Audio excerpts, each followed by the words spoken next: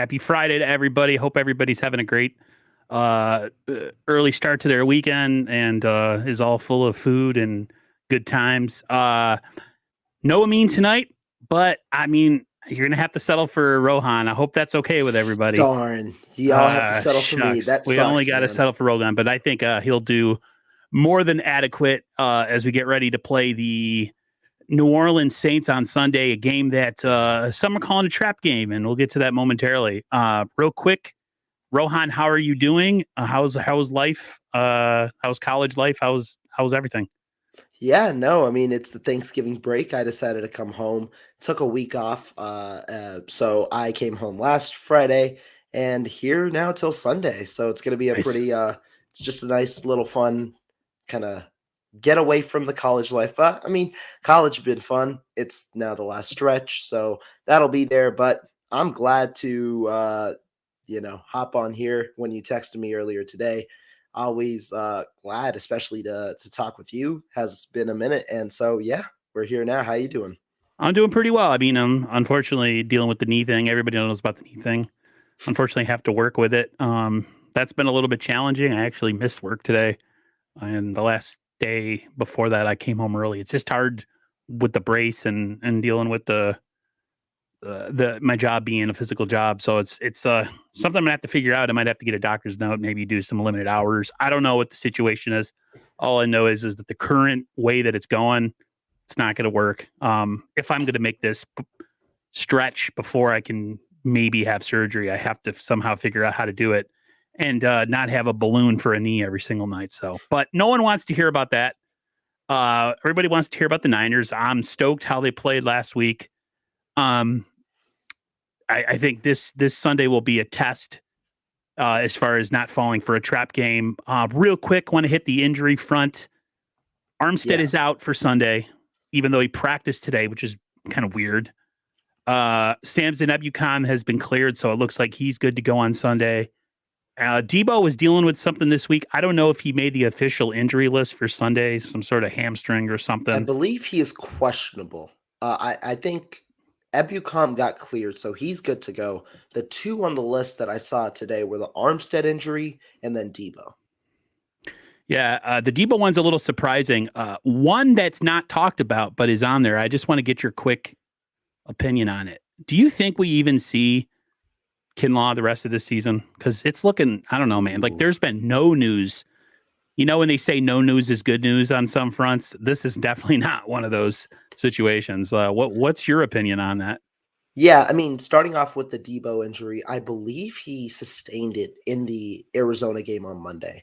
That is where I believe that happened. And then obviously they traveled, and then it kind of re-popped up, is what Kyle Shanahan said when they practiced earlier this week. And so the hamstring, to be honest, I don't know if he's fully recovered from the hamstring that he had a couple of weeks ago. These hamstring injuries are lingering. And Debo Samuel, he's known to have hamstring injuries in his career. So to me, I think it might be a little just maybe a re-aggravation of the one that he had 2 weeks ago.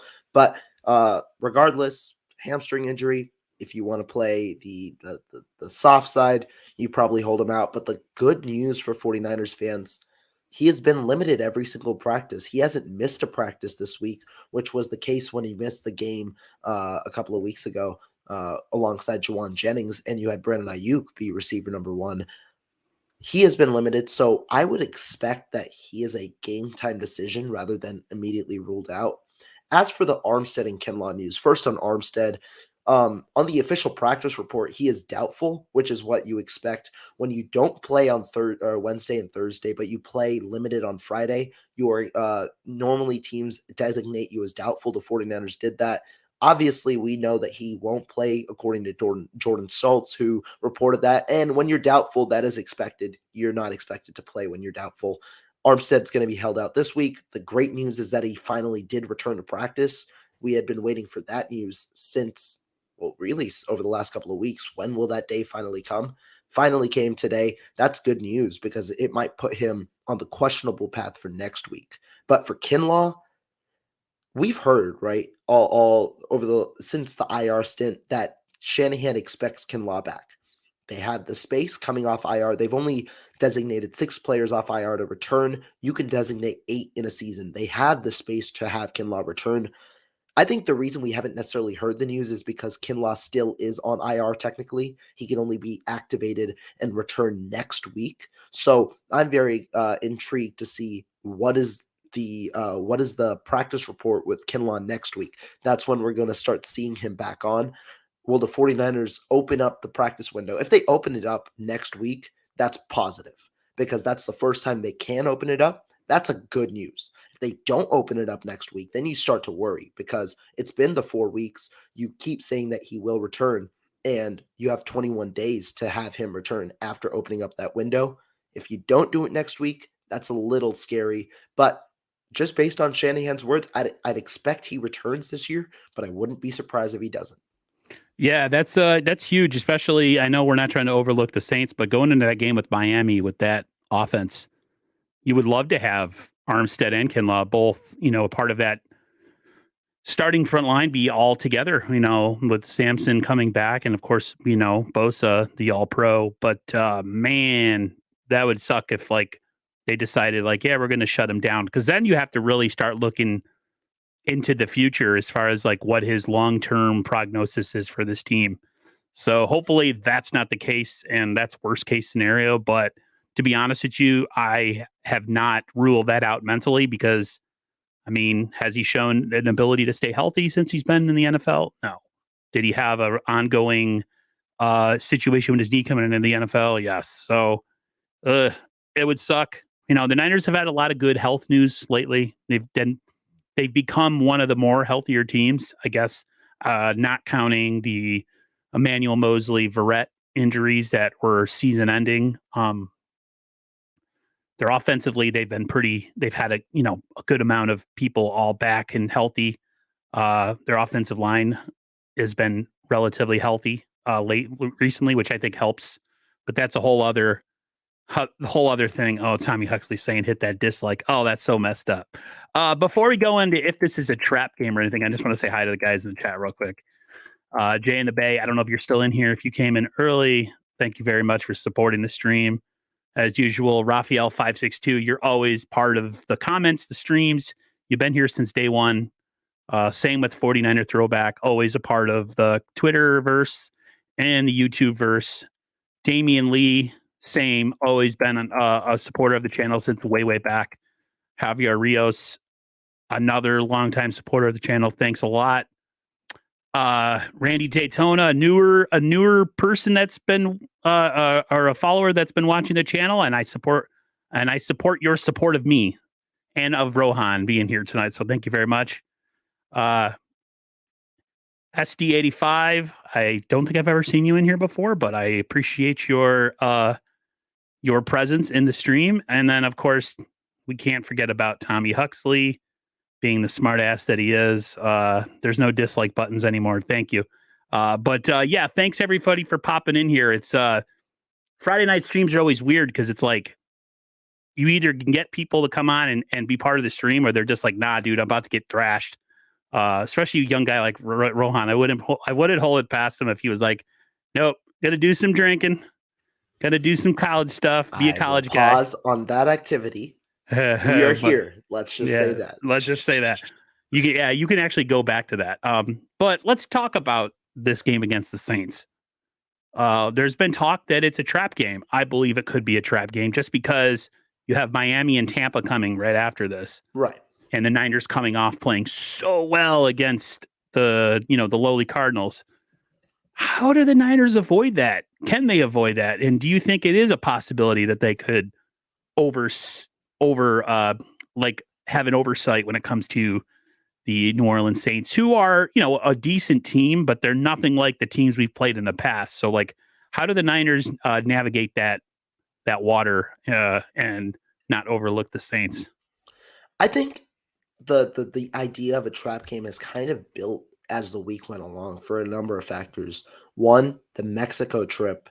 We heard from Kyle Shanahan kind of the difficulties in a way of the travel, not only going there, where Brandon Ayuk had said it took a while to get to the stadium with a couple of buses and stuff.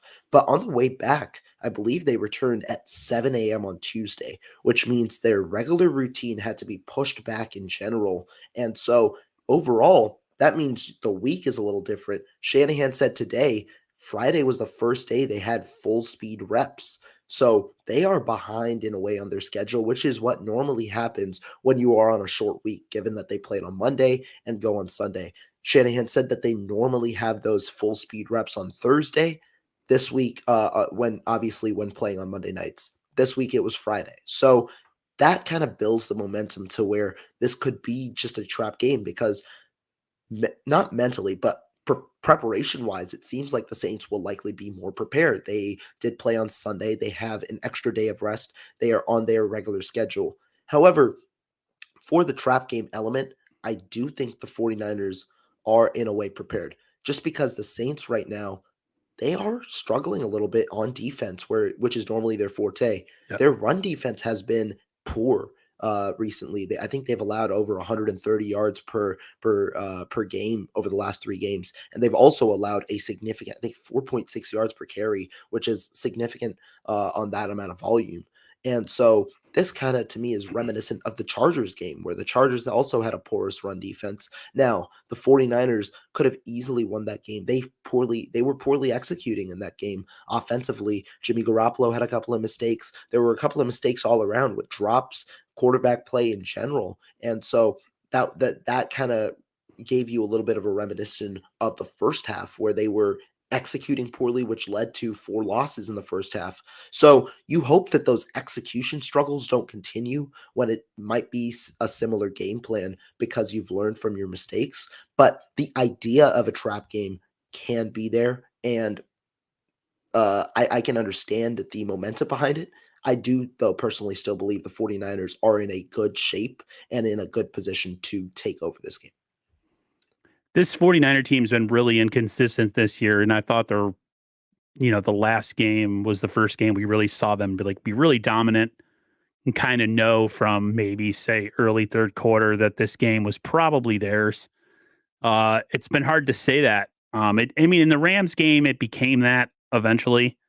And in the Chargers game, it came right down to the end. So this to me, and this is just me as a fan and why I think trap games are real. This team hasn't proven that they can consistently not play down or play up to opponents. That's the biggest issue. I think a lot of 49er fans always call out is that the Niners sometimes will play down to an opponent. Like for instance, you look at the records or not the records. You look at the teams. You look at the rosters. Niners are significantly more talented than the Saints.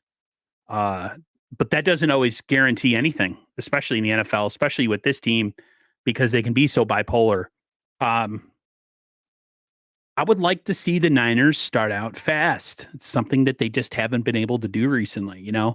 It seems like in the second half, these last couple games, defense has played well, adjusted to whatever issues they were having in the first half, and then the offense took over. I would love to see the offense come out and just be completely dominant early on. Maybe kind of piggyback off what they did at the end of that game. Now, how much of that can you do against a Cardinals team that, and a lot of people were saying, look like they quit? That team is not, they're not making the playoffs this year. I'm sorry. They're not a good team. So the Niners did what they needed to do. You take care of who's on your schedule and you beat bad teams. The Niners beat them handily, which kind of gives you some hope that maybe they're a better team than we once thought. Because sometimes if you're barely squeaking by bad teams, it doesn't give you a real good feeling when you're going up against, say, the Miamis and Tampa Bay Buccaneers and Seattle Seahawks. So they can come out in this game and look dominant again. It would kind of give me a little bit of encouragement going into the two after, because the 2 games after this are humongous games. They're going to be real tests, especially the Miami game. That's my brother's squad, so I'm worried. But as a fan, you look past the Saints, right? So you can only imagine players can do it too. But I'm going to give the coaching and the players who've been around this squad for as many years that they've been that's not going to happen. And who knows? Maybe they come out early and bust their ass, and then we don't have to really worry about it. So But I'm looking forward to the game Sunday. I'm excited.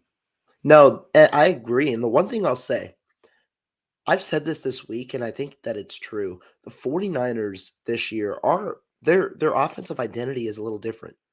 They, as different as it sounds from the Shanahan philosophy, their strongest weapons on offense come in the passing game. They do. Christian McCaffrey is a weapon more so in the passing game than in the running game, and he's a very good running back. That is just how he plays, and that's how he's been in the 49ers offense. So you've expected the 49ers. So many people will pull up the Jimmy Garoppolo passing more than they run stat, but I think that that's irrelevant this year just because of the way the 49ers are playing recently and the way that their offense is clicking more so when they pass a lot to set up the run instead of vice versa.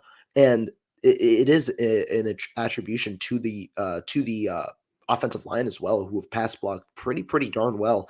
Mike McGlinchey has struggled a bit, right? He's had a couple of blown blocks in key situations, but overall, the offensive line has played above expectations. They were a top 15, top 12, maybe even offensive line this year, I'd say. But the one thing that kind of gives me hope, remember what I said, the Saints aren't a good run defense. They haven't been recently. The Chargers were the one team that I symbolized the Saints in terms of porous run defenses that really were the biggest problems on defense.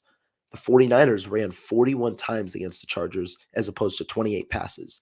This past week, the 49ers passed 29 times and ran 28.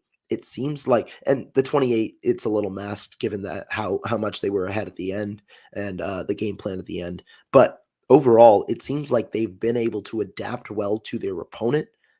And if they can execute well while adapting to their opponent, it sets them up for success. So I expect a similar game plan to when they face the Chargers, a more run heavy approach. Although I would not be surprised if they came out early, started passing the football, then set up the run, and then stuck with the run throughout the game. Let's talk about that. Let's talk about Jimmy Garoppolo and how well he's actually been playing lately with the passing game. I was pleasantly shocked to see the 49ers throwing so much against the Arizona Cardinals because, as a 49er fan, you're worried that Jimmy's going to become Jimmy and he's going to, keep both teams in the game. But he was scary efficient in that game, almost to the point where you're like, you got people talking all this silly business about should the Niners retain him? What do you do if he wins the Super Bowl? I mean, after that game, and that's the one thing, like, I want Jimmy to continue being good, and I want to get your opinion on that. But at the same time, how much of that do we just need to calm down, take a step back a little bit? Let's not be prisoners of the moment. How do you feel about Jimmy Garoppolo recently? Do you think he can continue his solid play? And do the Niners really have to consider keeping him after this season?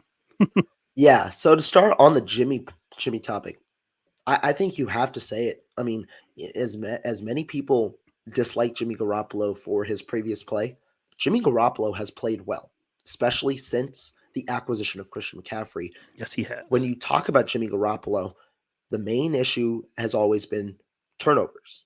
He has been turnover prone. He has uh, participated in many turnover worthy plays. To me, a lot of people have asked me, is Jimmy Garoppolo playing the best football in his career? Is Jimmy Garoppolo turning a new leaf? Here's my response. I think Jimmy Garoppolo is a similar player to what he's been in his 5-year tenure. However, I think you can make the argument that he is playing the best ball of his career solely for one reason. He is playing very similarly. He puts the ball in his receiver's hands. He benefits from yak. He has a high completion percentage and he's been pretty efficient, right? Those are the talking points when you talk about Jimmy Garoppolo. However, he's normally done all of that with a turnover rate of around 3.5%, a turnover worthy rate of around somewhere in that similar caliber. When you look at the interception rates over the past couple of years, it's around 2.7 to 3.5. This year, it's nearly halved at 1.5. He has an interception to turnover ratio or turnover to interception ratio of 15-4. And since McCaffrey came, like I said, that is way down. It's 8-1, and I'm including the Kansas City game when McCaffrey was here for just 2 days. It's been 8-1. That one was a poor interception, but he has played good football since then. Now, Garoppolo, can he continue this? I think with this current personnel, with this current scheme, I think it is sustainable. The reason being Christian McCaffrey's acquisition. Since McCaffrey's acquisition, Garoppolo has showcased better.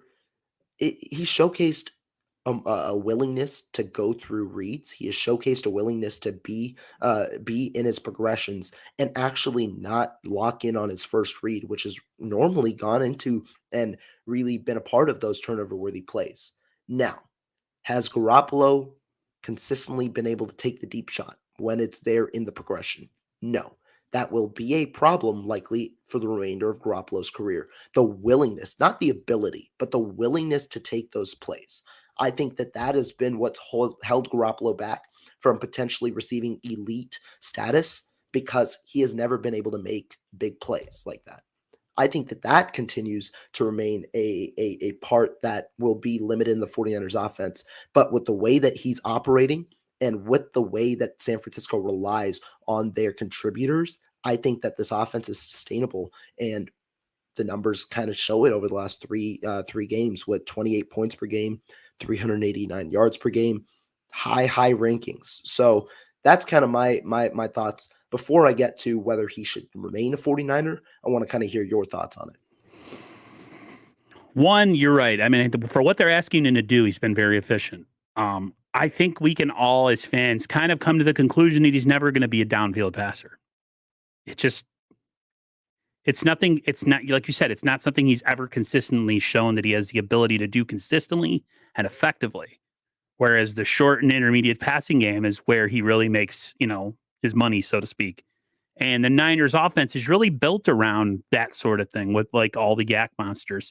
It's kind of like the 80s offense, really, if you think about it. Like Joe Montana wasn't a huge downfield passer. He could throw downfield way more often and way more accurately than Jimmy. But the Niners offense back then was predominantly slants, crossers, all that kind of stuff. And the receivers would do a lot of the work after the fact. So nothing's really changed. Not comparing Jimmy to Joe. So all you just can relax.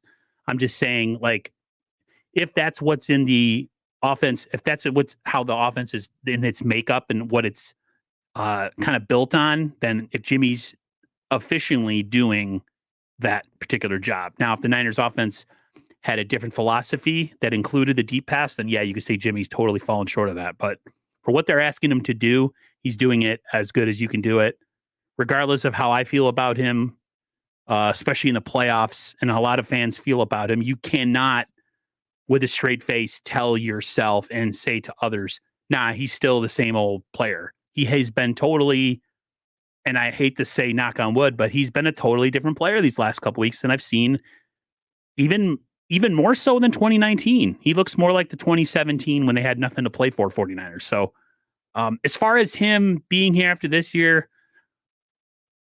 unless he wins them a Super Bowl, then you can have that conversation. How do I say this without coming off like I'm not a 49er fan? I don't think the Niners are going to win the Super Bowl this year. I think they come up short.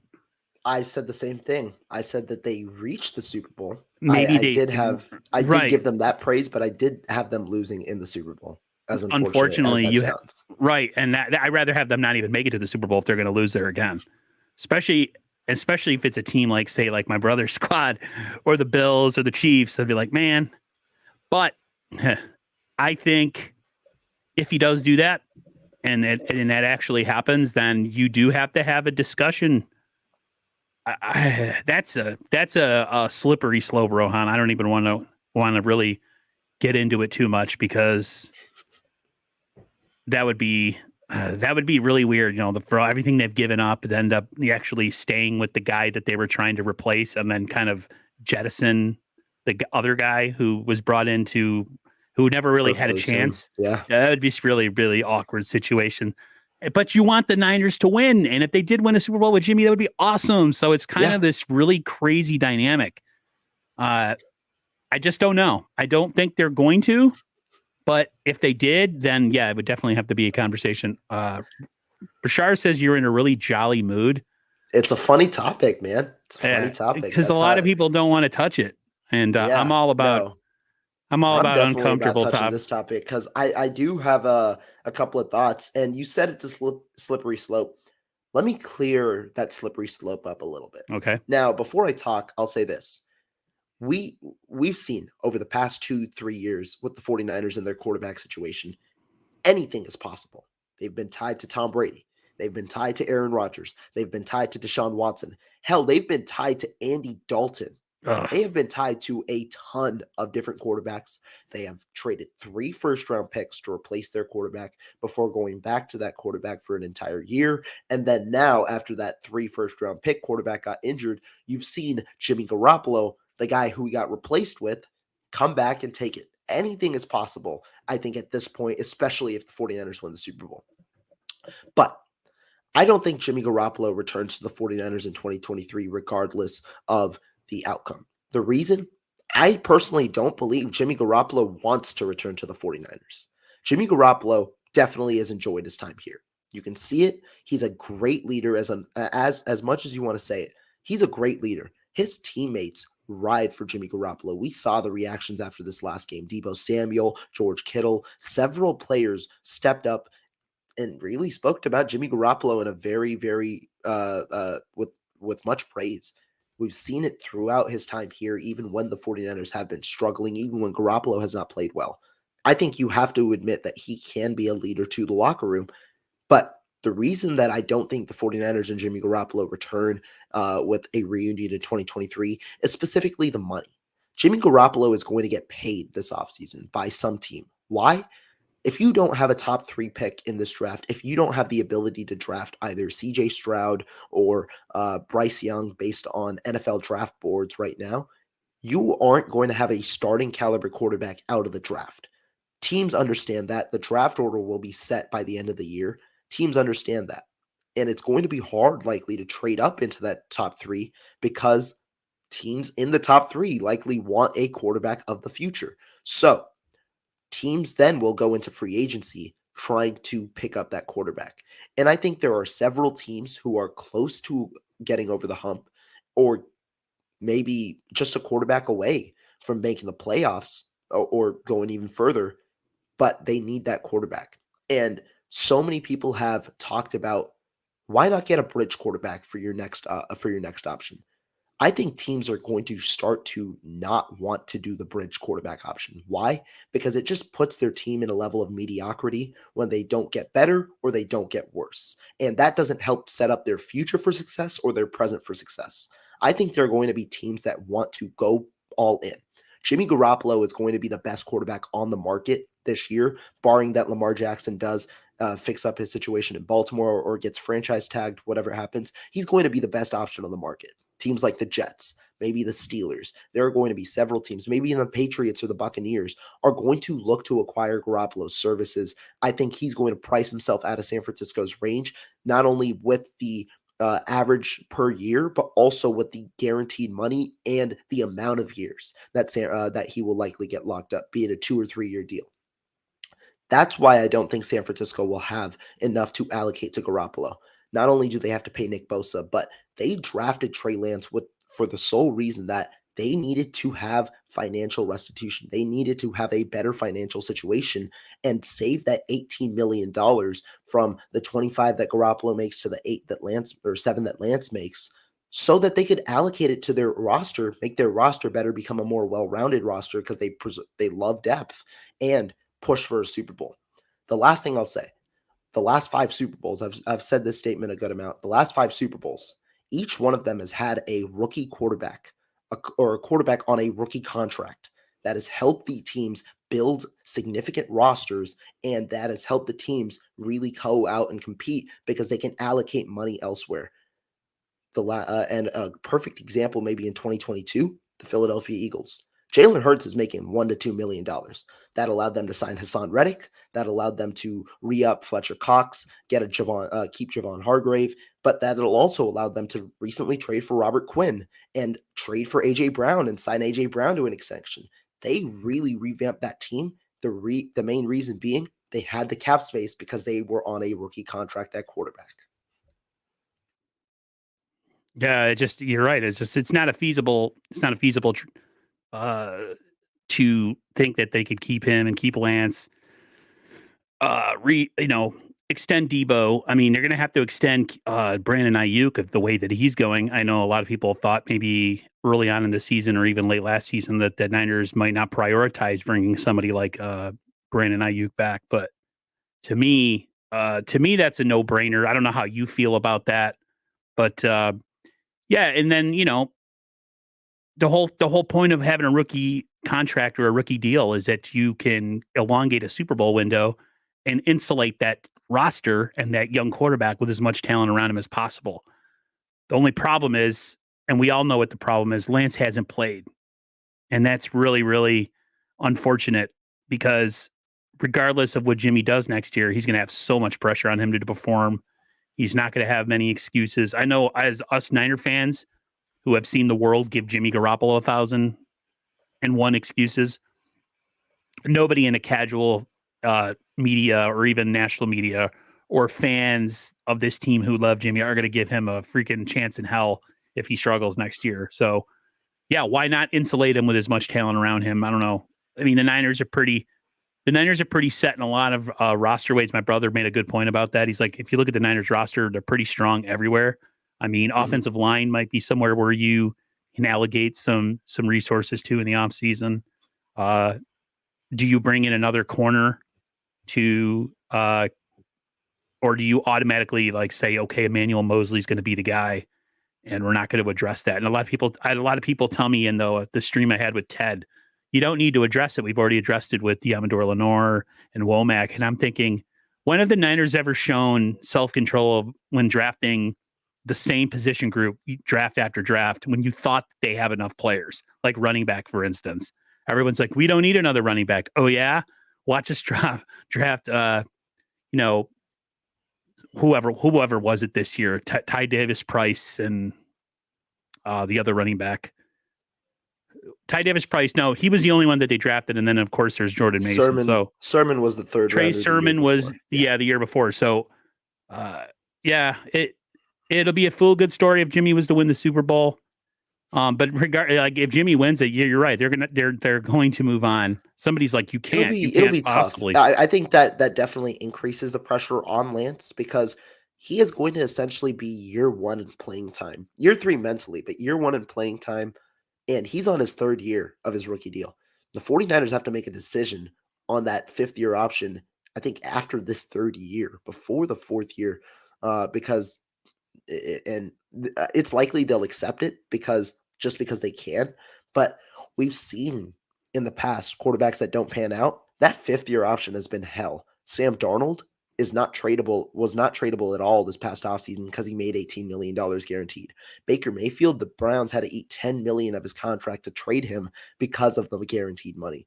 That guaranteed money on that fifth-year deal has become unappealing to teams when trying to trade him. So the 49ers will likely commit to him for that fifth-year option, but that ties him in for 3, 4, 5. They've got to stick with him, and it's tough to make that decision based on limited playing time. Yeah, there was the injury this year was so unfortunate because it just put everything back another year. And this is people say this is a win now roster. It is. Could we be better at corner or maybe offensive tackle and have more depth on the defensive line? Sure, but no team's perfect. Everybody's got inadequacies on their roster. So whatever happens this year with Jimmy, if they were able to win it, that would be awesome. That'd be a nice feather in his cap to wherever he goes, something he could bring. But if they don't, yeah, it's got to be Lance or bust. I'm ready for whatever comes of that, even if there is some struggles next year and maybe the Niners take a step back with him, or at least maybe he has a slow start. I'm willing for that because I really believe in the kid and I think he's got the right head for the game. He just needs the reps. And unfortunately, he hasn't gotten that yet. But, like I said, we've all been prisoners of the moment with this Jimmy thing, and the season still has a lot of games left. So he could go right back down the same rabbit hole of inconsistency and turnover-prone plays. So everybody, honestly, including myself, who were super psyched after the Monday night game, relax. There's still a ton of season left in playoffs. So we got to make the playoffs first. There's just so much to left to be done. So, but it is cool to think about the future. But let's live in the present a little bit for sure. Yeah, One question I got is the Saints. I think they have 32 sacks coming into this game. they got a Uh, good amount, I believe. they Yeah. have a good amount of sacks. I mean, how concerned are you with the Niners offensive line in this game, with as well as they've been playing? If Jimmy has been known to have his issues, it's when he's got a lot of pressure in his face, which is like most quarterbacks. Uh, you said that maybe the Niners come out pass heavy. Do the Niners come out maybe run heavy in this game just to kind of stall that pass rush and get them to get caught up in the play action game, or like do you still think the Niners stayed to their guns if they were to come out pass heavy? I don't think, as funny as it sounds, I honestly don't think any approach from I don't think a different approach changes the 49ers approach offensively. I think even with a sack heavy team, the 49ers would remain pass heavy because if you one team's going to look to deploy their strength, but you have to look to deploy your own strength offensively. And like we said, the 49ers, their strength right now is passing the football, getting it to their pass catchers. Now, the benefit, obviously, against that sack number, the 49ers get the ball out quick. Jimmy Garoppolo has a quick release. They can get the ball out quick and they can move. They're a team that likes to operate after the catch. You've seen that quick release. You've seen quick routes that end up developing into 15-yard plays. That benefits the 49ers against a team like the Saints. The other thing I'll say, the Saints are an interesting team. Demario Davis actually accounts for 6.5 of those sacks this year. They do have 32 sacks, but Davis is their main sack leader. Cameron Jordan does have 5.5 in 10 games played, but it seems like they're a team that likes to blitz, and so that might leave man-to-man coverage across the board. They have good corners. Paulson Adebo is a good corner. Obviously, Lattimore is a pretty solid corner. They have solid corners, but it will leave man-to-man, which has benefited the 49ers, who have a series of plays that are man beaters, which does benefit them. And the one thing that also gives me a little more confidence, cover zero blitzes. Jimmy Garoppolo, while he didn't identify the hot route a couple of games ago in the Kansas City game, in certain games like that earlier in the season, with McCaffrey in the fold, that has changed a little bit. He has identified the hot route a little more consistently, which gives you a little more confidence in those situations. Yeah, you don't want to completely be shook out of your own way of doing things just because an opponent might have a strength in something. You have to be able to kind of dictate your own terms. And it's funny that we were talking about pass to set up the run in the 80s and 90s. The Niners a lot of times used to throw the ball to set up the run. You know what I mean? So it's not like a new thing that the Niners have discovered, where you play backwards a little bit, instead of coming out and predictably running the ball so many times, they come out and throw the ball to soften up the defense. So, yeah, the Saints, to me, I'm not overlooking them. I think a good pass rush is always a problem, no matter who you are. Jimmy has a propensity to sometimes make some mistakes against pressure, but like you said, they got a lot of man beater plays. They have a quick passing game, the slants, the crossers. So and to me, Christian McCaffrey, and we'll get to that next because I think that's a good segue.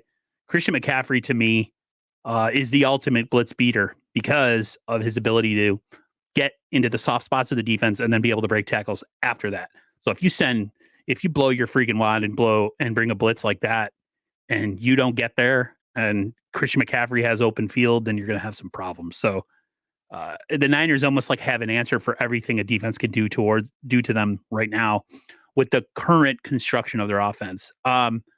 As far as the two running backs, do you like the way they're being implemented? As far as having kind of like we saw Elijah come back and got heavily used in the first game back.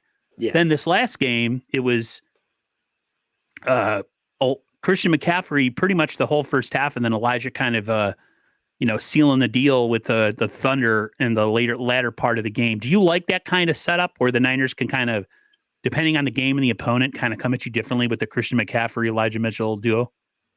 I actually have not minded the way that they've been utilizing the running backs. I know some people have taken a little bit, they haven't necessarily liked it, especially that first game.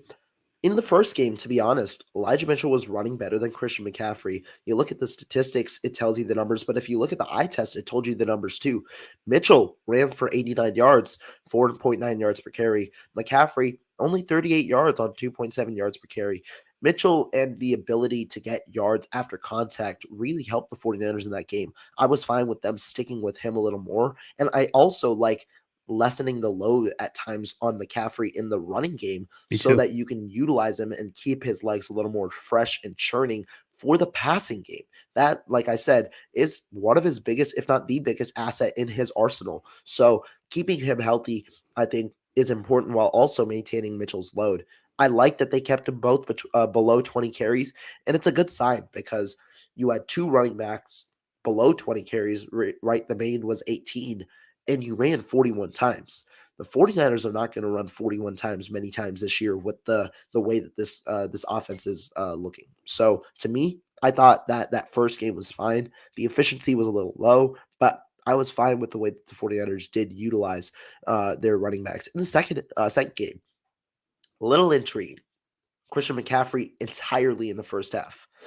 I was suspect at first. I thought, why not mix it up? Why not get Mitchell in there as well?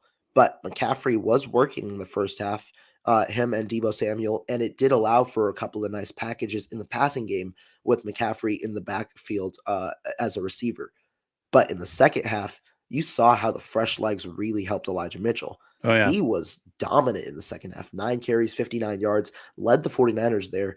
And the 49ers ran 28 times, and both of their top rushers had under 10 carries. That was a good, another good performance by them, and a good way to keep both, like I said, fresh and healthy. McCaffrey is going to see significant volume in the passing game. We've seen that. He got 6 targets, I believe, in the Chargers game. I know he got 7 targets in the Cardinals game. He got more targets in the Rams game. He's going to get a lot of targets, so it's good to minimize that volume or at least efficiently utilize him while also keeping Elijah Mitchell healthy. And so I'm fine so far with the way that they've been utilized. I think it does benefit both. The game plan in the second game was a little intriguing without Mitchell in the entire first half, but with the way the game went, I am not complaining. 49er throwback. He has a prediction. He says he has us winning 30-13. He says, "Happy Friday. Appreciate your shows. My score prediction." Thank you very, very much. I appreciate the super chat. Thank you for your support of me and Rohan. Can't do it without the people that they don't watch your show. So appreciate it very much. I have a pretty steady group of people that support me in all my streams, and you guys, I appreciate it very much. Regardless who the guest is, or if there is no guest, or if I come on randomly or make a short video, it's a majority of the same people all the time. So it means a lot to me personally. And, I hope it continues. So thank you very much, 49er throwback. Yeah, like the whole thing with Christian McCaffrey, he's not the biggest guy. He's had injury concerns. So is Elijah Mitchell. They're two of your best players. So cautiously using the both of them, I'm totally fine with, because we've seen what happens. Like Kyle Shanahan, I've completely accepted the fact that he doesn't like young players. He has his guys and he likes to use his guys, even if that means running guys into the ground. He did that with Elijah Mitchell in 2021. The fact that he's got now a kind of a two-man deal, he probably would have loved it if he had a 3-man deal and they would have kept Jeff Wilson Jr., because that's just he trusts the guy. He trusts his guys. Somebody asked me in our last stream, do you think we're going to see any more of Jordan Mason? Probably not this year, unless there's a significant injury or we're blowing somebody's doors off in the fourth quarter. I hate to say it, but no. He's good to have as a reserve, but Kyle trusts his dudes, and I trust Elijah Mitchell and Christian McCaffrey over all those guys. Sometimes you don't see it right away until you finally see what the Niners offense can kind of become. And now you understand why Kyle trusts the people that he does, because Kyle Shanahan is a really kind of crusty, old-fashioned type of coach where he just he expects a lot out of his guys.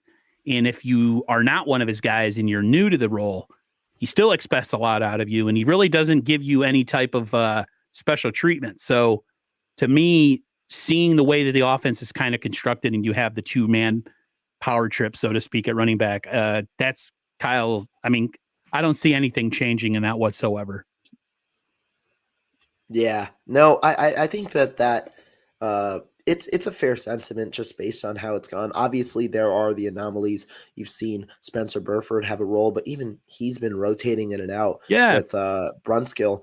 It's an anomaly, and to me, it makes me really wonder: is this system really complex for those rookies? Because I think that it's not only learning the playbook. The playbook is half of it, but for a running back in Shanahan system, there are certain requisites. You really need the vision.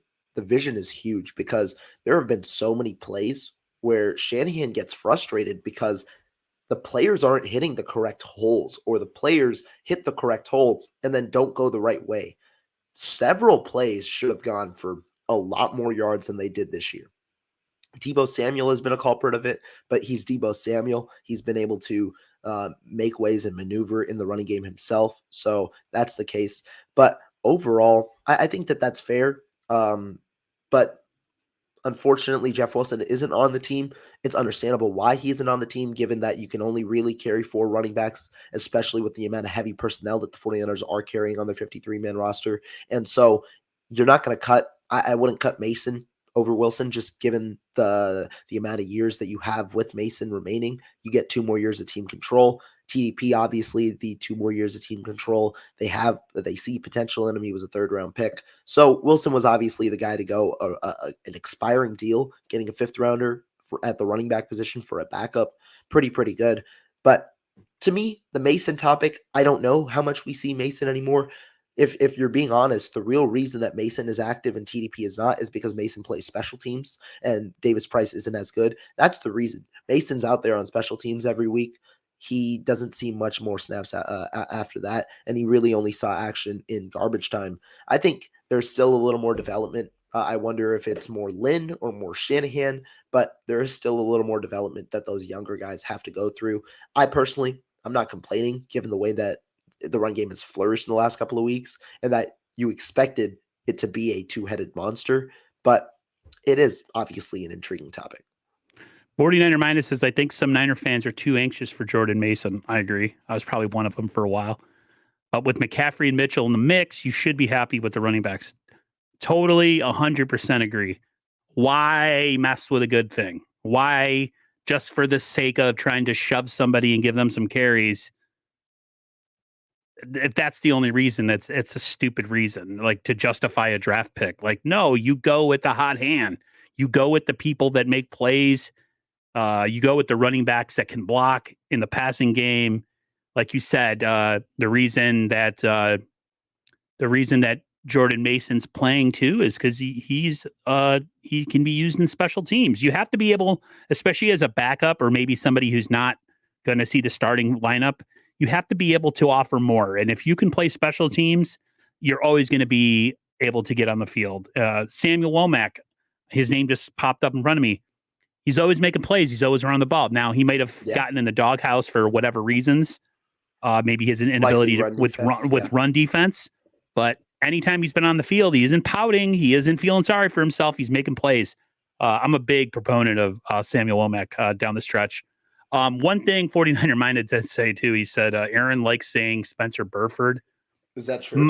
My issue, no, what happened was so many people, I won't say who they are, were mispronouncing the guy's name so many times. Oh, really? Like Buford. Nah. His name is Burford, and it would drive me crazy. I'm one of those. Okay, I'm not the greatest at spelling anymore because I've met Bashar, and Bashar is really good at spelling. So I used to be like that with my brother. I was kind of like a spelling Nazi. Like, oh, you said that wrong, or no, that's not how you pronounce it. So when I heard his name being just butchered to death, usually by the same people, I'm like, do you read? Can you read? Can you spell? Like, it was just driving me nuts. So yeah, I do like saying Burford because that's how you're supposed to say his name. It's not Buford. It's elementary school stuff, guys. It's not that hard. So yeah, that was the whole story behind that. Yeah. one thing I want to ask is, what's your opinion? We're going to kind of switch other side of the ball.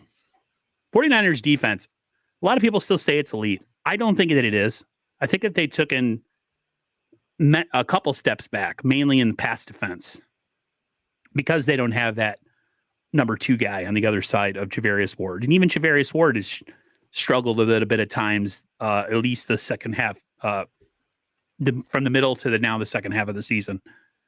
And then you look, of course, at the issues with, guys being in and out of the lineup, defensive line not being healthy. A lot of, like, when I hear the press say that the Niners have an elite defense, I don't want to. I think they're a good defense with the what's the word I'm looking for? With the potential to be great. But to say that they're elite right now, I'm not there. I'm not there with that. Well, what's your take on the defense? Are you kind of in the same dog? Why did I say dog It's house? tough. In the same. I would, yeah. I mean, I would say that I said that they were elite when Emmanuel Mosley was there. I think that defense in the first 5 weeks was elite. The reason that I am a little not as optimistic, although I do think it's a top 3 defense, or top 5 defense probably, is you don't have a elite second corner. And I think that elite second corner just does dividends because it forces quarterbacks to, you essentially take away two-thirds of the field. And then with the safeties that the 49ers have, you could take away the entire field. And you saw in the first half how it allowed the 49ers to play off their secondary, which led to strong pass rush. And then a strong pass rush then led to good secondary play. It all balances out with each other. The one thing I will say, though, is I think this defense, because when you include not only the players, but also the coaching, I think that's when you can throw the elite moniker on there. The DeMeco Ryans has done a phenomenal job, especially with adjustments. You see the second half. He hasn't allowed a point in the second half in the last 3 games. And I attribute that to a lot of adjusting. I don't really care about yards per game. I don't care about stats like that. I think there are a lot of teams that put up empty stats and a lot of players that put up empty stats. Yes, they do. I think DeAndre Hopkins, I forget how many yards Hopkins had this past game. Those were empty numbers. Why? Because Hopkins was getting some first downs. He was getting some shorter gains. But overall, it didn't contribute to points. That's the main thing. And yeah, it's obviously more Colt McCoy. DeAndre Hopkins is a talented player, but the 49ers have been able to limit the yards that they've allowed. Even in the past 3 weeks, they've allowed opponents to 258.3 yards. And remember, this is all without Armstead. That's phenomenal because they currently lead the NFL in opponent yards per game at 283. That's even below that rating, right? And rushing yards, I think their rushing defense is still, like, you don't expect them to be elite, but they are elite. That's kind of like the way that I view it. You don't expect a defense manned by Kevin Givens and Hassan Ridgeway up the middle to perform the way that they are, but they're still performing very damn well, right? In the run game, they're allowing 58 yards over the last 3 games. Yes, the running opponents aren't as great, right? Arizona doesn't have a great offensive line, doesn't have a great run game necessarily, but the Chargers have Austin Eckler, right? The Rams, not too great. You can obviously base it off opponents, but I think still it's hard to discount what the 49ers have done. And that run defense has really propelled to a strong passing defense as well. And so to me, the 49ers, I think, have done a great job defensively, but I do think that they do elevate to elite status with the way that coaching has gone as well. Do you think Womack, if he could somehow figure out his run fits and get better in the run game tackling, you think he eventually would take over at that nickel corner? Or even I don't know if it was you, it might have been you, might have been Jackhammer or somebody down the line. Not Lenore, that Womack's better suited for the slot just because of his body size, his height. Would you ever consider him as an outside guy? Do you see him in the slot? And if that was the case, what the hell would happen to Jimmy Ward? Because Jimmy Ward right now is playing, I think, what's the word I'm looking for? Like when you're doing something under protest, like you're doing it for the team, but you can tell he don't want to do it. Let's start with Womack. Could you see him eventually cracking the starting lineup? I think they're both connected. Me and Marco, my co-host Marco Martinez, talked about this past week about the argument at nickel. To me, Womack can crack the starting lineup, but I don't think it's because of Womack, and that's no slight at Womack at all. I just think I've been an advocate. Play Jimmy Ward at his preferred position. You play your best players where your best players can perform. Jimmy Ward, that is at free safety, because that's where he's able to be versatile. That's where he's able to utilize his instincts to the fullest capabilities because he can slide down and play slot corner. He played 200 snaps in the slot in the past 2 years, but he can also play in the box. He can play in the overhang position. And you have three safeties that are capable of doing multiple things. Talanoa Hufanga, Jimmy Ward, and Tashawn Gibson. The 49ers implemented three safety looks last year with Yep. Hufanga towards the end of the season, and this is a much better three safety trio, in my opinion, than the one that we had last year, especially with the development of Hufanga. So to me, that's what I would do. I would place Ward back at free safety and then implement three safety looks more often, probably meaning you want to be more in the nickel package rather than your regular dime package on defense and allow maybe Hufanga to slide back up and play linebacker. But overall, I personally would prefer that. I've been an advocate for that since Ward got injured.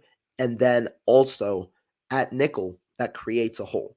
Now, Deommodore Lenoir is the best slot corner, I think, at the moment, given his ability in run fits, but I wouldn't move Lenoir to slot. The reason being, I don't think there's a good enough outside corner to where the 49ers would feel confident. I personally don't believe Womack can be an outside corner at the moment. I think he's just a little too small. I think so. And I think while he's had good length, when we've seen him at outside corner, it hasn't necessarily provided good results. He's had to play a little off against bigger guys, and so they've been able to separate a little more. And so he's got the traits. I just think you need a little more development if you want to develop him as an outside corner, especially because he's been getting slot reps since the beginning of training camp, right? That's his primary position. He's been the backup. He was the backup slot to Denard. He then earned the starting spot. And while he did move back and forth from outside to inside at times, he was primarily a slot corner. So I would keep Lenoir on the outside, move Womack to the slot, and then have Ward up if you want to play Ward at his most preferable position.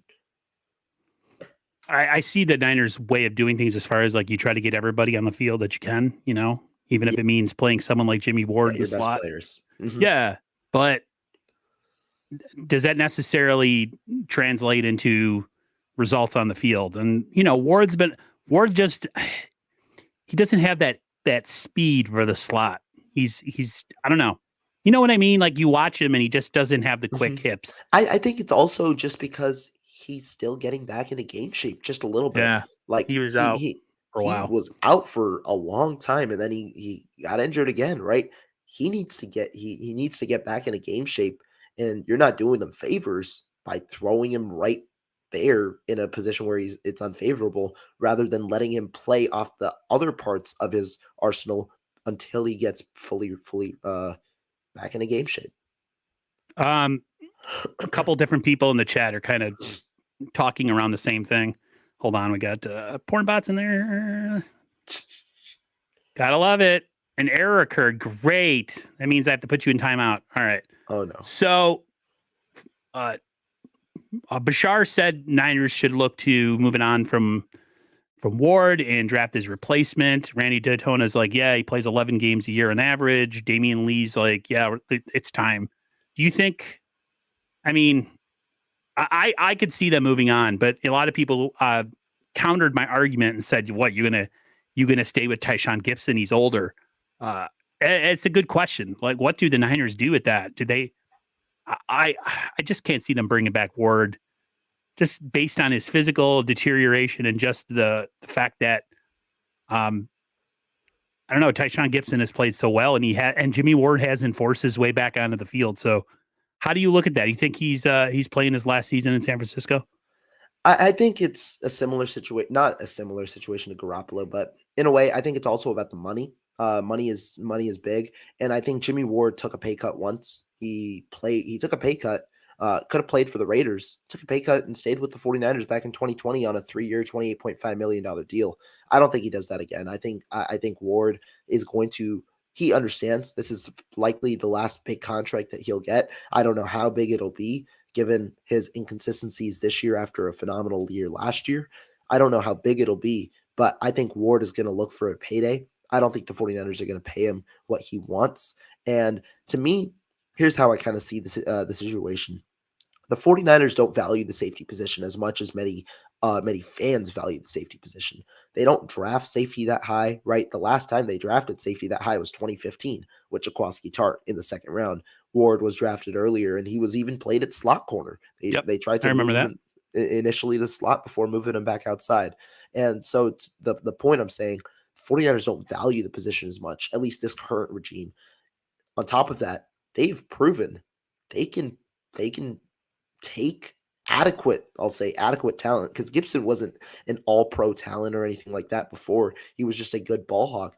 They can take adequate talent and make it make it work in their system, right? Yeah, You had coach him up. Gibson. Yeah, Gibson, a guy who nobody wanted until the last 2 weeks of training camp, and Talanoa Hufanga, a fifth-round pick who has his limitations, right, with certain aspects of his game, and they made it work. Those two were a top safety tandem to begin the year, right?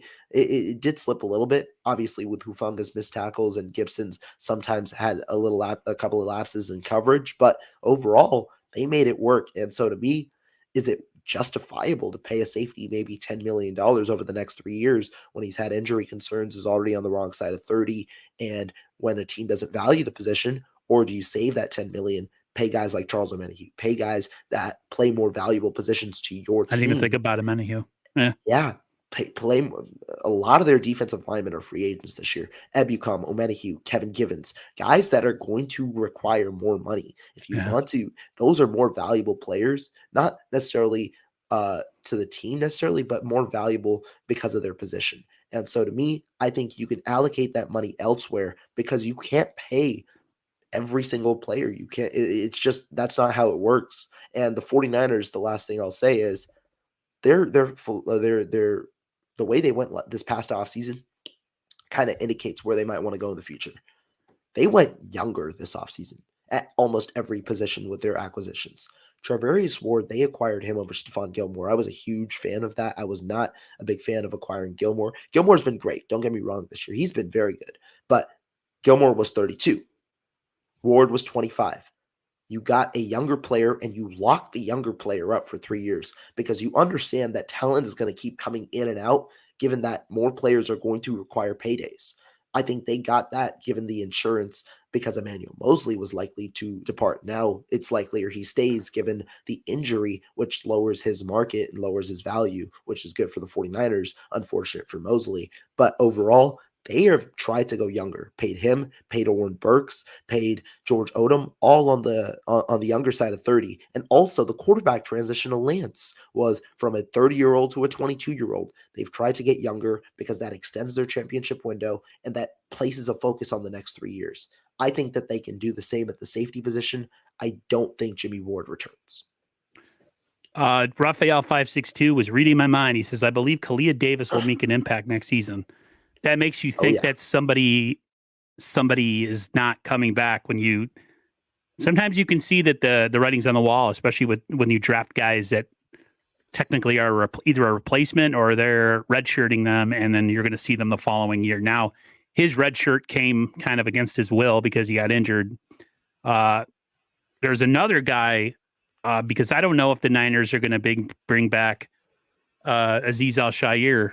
I don't know if they can. It seems like likely not, because just of the money. I mean, it'd What be about a great. guy like McCrary Ball? Do you think he can transition into that position? Yeah, I mean, the 49ers have this philosophy.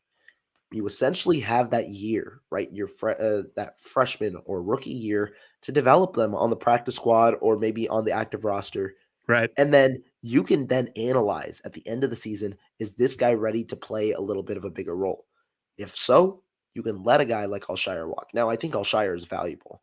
I I do do think too. Alshire would be a tremendous addition if he returns. The only Yeah. thing is, I think teams might value him as a Mike linebacker. The 49ers don't play him at Mike because of Fred Warner, but I think teams might see that he can be a Mike linebacker.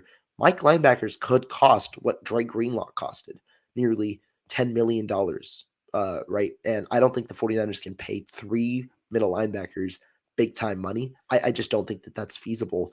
And given the way that they've been able to develop linebackers and also have a staunch amount, because they've got Curtis Robinson on their roster, they've got Demetrius Flanagan-Fowles. Flanagan-Fowles likely is gone unless he signs a 1-year minimum deal. He likely is gone. But they re-signed Oren Burks, who it seems like that he's developing a little more, and they're a little higher on him. They gave him reps. But they also have guys like McCrary Ball, like you said, that can step up and play maybe a role that one of the other guys played. So to me, I do think that also frees up a little money if he doesn't come back, and that the 49ers are trying to insulate certain positions. Like I said, they love their depth. 49ers, I'm learning as a fan that it's not always about the big names. It's about depth, and it's about having great depth at multiple positions, like the Kalia Davis pick and, the McCrary Ball. I don't think McCrary Ball was drafted. I think he was an undrafted free agent, right? Yeah.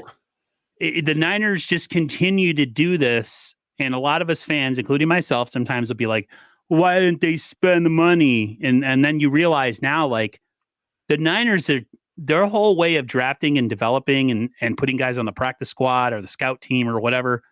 They want to elongate that window. When you go all in, you're pretty much saying, if we don't get this within the next couple of years, we're going to have to blow this whole thing up and kind of start over. The Rams are going to be in a really precarious position Yeah. in a couple of They years. likely have to head into somewhat of a rebuild given the Right. way that this year has gone and given the uncertainty of guys like Matthew Stafford's career. And that's why off seasons are so vital for teams in this Yep. championship window kind of era, or in the trying to repeat era. Just some context for the 49ers, they're going to have to play this offseason very well, because the cap space right now is uncertain given the way that they have their certain contracts. But you've got Ebucom, free agent, Kerry Hyder, free agent, Hassan Ridgeway, free agent, Kevin Givens, free agent, Mo Hurst, free agent, Jordan Willis, free agent, Kamoko Toure, I believe, free agent. That's, I think, and Charles Omenihu. That is 9 It's players. a lot of guys. 9 Oh my players that the God. 49ers have on that defensive line that are going to be free agents. It speaks to their depth, but also speaks to how important this offseason is going to be. Because you can make an argument for probably 50% of those players to get a raise next year. Right. The 49ers right now are operating the way that they are because all of those players are making under $5 million a year, albeit Ebucom. Ebucom is making the six this year, but everybody else is making apart from Ebucom, everybody else is making under $2 million, I believe, a year. So that is going to be how it is. And remember, the 49ers don't have many high draft picks, right? Their first pick is in the 3rd round. They have a good amount of capital. They have 8 draft picks this year that could increase, but they start in the 3rd round. Just speaks to the importance of how this offseason is going to be. Yeah, I didn't realize that many guys were going to be free agents, but I mean, we've worried before about that situation, and then the Niners have brought somebody else in, and they work with Kasarik, and they have a strong season. So I think some of them will be back. I think Omenihu will be back. I don't necessarily know if we bring back a guy like Kamiko Toure or the defensive tackle that you mentioned, because it seems like he's never Maurice Hurst. You could probably draft a Maurice Hurst replacement somewhere in the middle of the draft. So, plus, the Niners have shown the ability to draft in the rounds 3 through 6 very effectively. So I'm not really too worried. I do want to have Ebucom back next year. Hopefully that they can do that. Damian Lee brought that up to my attention. I guess the last 2 things real quick is the Niners' 2 pass catchers to note have kind of hinted that they don't really want or need OBJ. A lot of people are connecting OBJ to the 49ers. It doesn't look like the Niners are in the mix. I said that if it was financially able to be done, I'd do it. If he knew his role and didn't have any issues with it, I would do it. But the Niners don't necessarily need him. How do you feel about that? Yeah, I mean, my feelings on OBJ, I've had a couple of them. I'd say, here's what I've been saying. Do the 49ers need OBJ? No, they have depth at receiver. They have 5 players that have made their 53-man roster that they've utilized to some extent this year. And they also have George Kittle and Christian McCaffrey, who can create a strong core of 4 pass catching options that are amongst the league's top. But do the 49ers get better if Odell Beckham is on their roster? Absolutely. Anytime you acquire talent, that makes your roster better. And OBJ can compete for snaps. Now, obviously, the financials are important. OBJ has reportedly expected a multi-year deal, Yeah, that's what or at Bashar was least saying. that's what he's looking for. And I've heard similar things. He also wants guaranteed money, which is big for a player who we don't know right at the moment. We don't know if he's going to play this year. So there are certain things, and also the final factor, OBJ cares a little bit about the cold because of the ACL might be a factor in his recovery and really when he tries to get back on the field. Now, some of those factors may benefit the 49ers or go against the 49ers. To me, though, I think the biggest thing is I don't know if the 49ers are players because this isn't a choice by the team. This is a choice by the player and the player solely. He's going to look for where can he get the most. He doesn't care about a ring. At least that's my opinion. He already got the ring last year. He's looking for where can he make the most contribution and where can he make the most money. I think he still goes to a playoff team because you get bonuses and all in the playoffs. And I mean, that's where he can look to make more money next year because he shows that he's a playoff player. But overall, I think that the Cowboys obviously are lauding hard for OBJ. I think the Chiefs should be in the mix. The Giants, I think he's taken a visit there. I think the Chiefs and the Cowboys are the 2 top teams. I'd probably place the 49ers after that, but I do think OBJ gets more volume in both of those places. I also think he probably gets more money in both of those places. So I wouldn't view it as likely. Would not mind the acquisition though if he comes here. He would be the second best route runner on the team behind Brandon Ayuk, and he also possesses the speed that kind of places him over Juwan Jennings in terms of route running. Pretty much how I feel exactly. David Corona, I don't do Collins, man. I can't do it. Not after what happened to my boy Jesse. Maybe one day I'll do Carl Collins, but it's not something that I do right now, unfortunately. And then the last one is your score prediction, and then we'll get out of here. All right. So for the Saints game, I mean, score prediction is going to be interesting. Like I said earlier, I still do expect the 49ers to win. There are a lot of factors that can favor both sides. We talked about the 49ers preparation being altered given the Monday night game. We talked about the Saints' porous run defense, and we talked about the 49ers approach working and being altered to their opponent. And so I do think the 49ers do end up winning despite the preparation, despite the potential trap game. I do expect them to come out with a win, especially given that this one's at home. They can carry the home crowd and that they're going into a 3-game home stretch. However, probably closer than you'd expect. I expect the 49ers to put up 27 points is what my expectation is. Probably put the Saints at around 14 to 17 points, depending on really how they start in the first half. Because second half 49er defense, we've seen how strong they performed. And the main objective, how do they stop Alvin Kamara? Because if you can stop the running game, Saints are going to have a struggle, especially given the way the 49ers defense is played. Yeah, I'm kind of with Raphael and Randy here. I think the Niners win somewhere between 28-17. I think it is going to be a lot closer because of the factors that you brought up about just being tired and maybe, whatever physical toll it took from being on a bus and traveling to different elevations and stuff like that. The Niners are usually slow starters. I would love to see them be a fast starter just for once. But yeah, I do think they beat the Saints, whether it's kind of close early and the Niners kind of pull away late, or the Niners get up early and then hold on late. Whichever is the case, I think the Niners come away with the victory, which is really important because I think the next 3 games are super important. Miami worries me. The Bucks worry me because Tom Brady is looking like he's starting to kind of turn the corner a little bit. And of course, Seattle being a division rival. I've said this before. The Niners are in control of their own destiny. They really are. That all the Niners have to do in order to get what they want this year is they just have to take care of it themselves. They're in a position right now where they're 4-0 in the division. It's just a matter of just beating the teams that you got to beat, especially the bad ones, winning your divisional games, and then kind of splitting with some of the better teams. So I hope the Niners, don't fall for the trap. It is worrisome, but I think you could say that every week about every game when your team is supposedly better. So really appreciative of everybody coming through here. I would love to keep this going, but I'm going to let Rohan go. I actually have to be up early in the morning for work. Rohan, thank you for doing a more than adequate job filling in for Amin tonight. I would love to do this more often or as a regular thing with you. Maybe we have a 3-man panel on Fridays, but I know with schooling and other your other obligations, it's not feasible. But if it ever becomes feasible, you got to let me know, because your knowledge is next to it's good. It's really good. You're one of my OGs, one of my goats that I like to have on whenever I get a chance, just because you're so eloquent with your speaking and so much for such a young guy. So, hey, I appreciate the praise a lot, obviously coming from you, given how we started a way back. I told you when we first started, I wanted to reach out to you for a minute, just unfortunately didn't get the chance, and I was going to.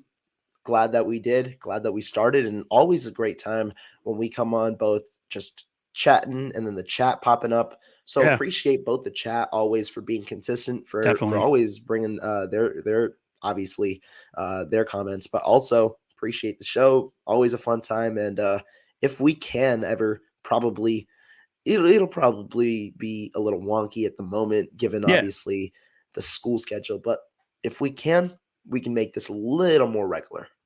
I'd be totally down with that. Definitely. Yeah. And I know the chat will too. So appreciate everybody tonight. Thank you for the supers and all your respect and admiration. Till next time, everybody, stay safe and healthy. Hope the Niners win on Sunday, and we can have another beautiful week of talking 49er ball. 4-0 then. 4-0 in the last 4 games. That would be great. All right, everybody, take care, and everybody have a great night.